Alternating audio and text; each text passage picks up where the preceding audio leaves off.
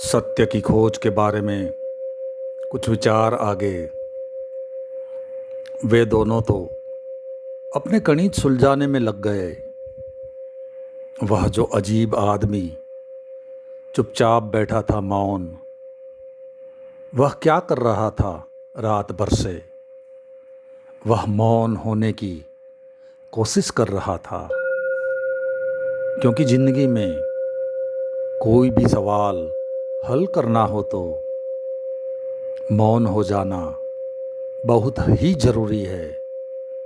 Silent हो जाना बहुत ही ज़रूरी है, क्योंकि जितना होगा चित्त शांत, उतनी सामर्थ्य होगी चित्त की देखने की, उसे पहचानने की, प्रवेश की, विचार की, खोज की।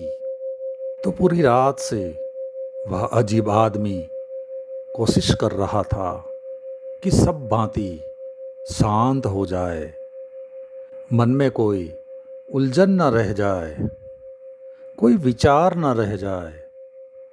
अब भी वह यही तो कर रहा था। फिर आखिर उसका मन हो गया शांत और वह उठा और दरवाजे पर गया। उसने दरवाजे को धक्काया। बड़ी हैरानी की बात थी, दरवाज़ा लगा हुआ नहीं था, केवल अटका था। वह बाहर निकल गया। दो व्यक्ति अपने काम में लगे थे। उन्हें पता भी नहीं चला कि एक खम्भे से बाहर निकल गया है। वह तो राजा जब उसे भीतर लेकर आया था, तब उनकी आंखें खुली। उन्होंने कहा, अरे तुम बाहर कैसे पहुँचे? क्योंकि उनको तो कल्पना भी नहीं हो सकती थी कि यह आदमी और बाहर पहुंच सकता है। इतना कठिन सवाल और ऐसा सुस्त आदमी कैसे बाहर जा सकता है? राजा ने कहा, यह आदमी अद्भुत है। इसने समझदारी का पहला सबूत दे दिया है। अरे पागलों, पहले यह तो देख लेना था कि ताला लगा भी है या नहीं लगा है।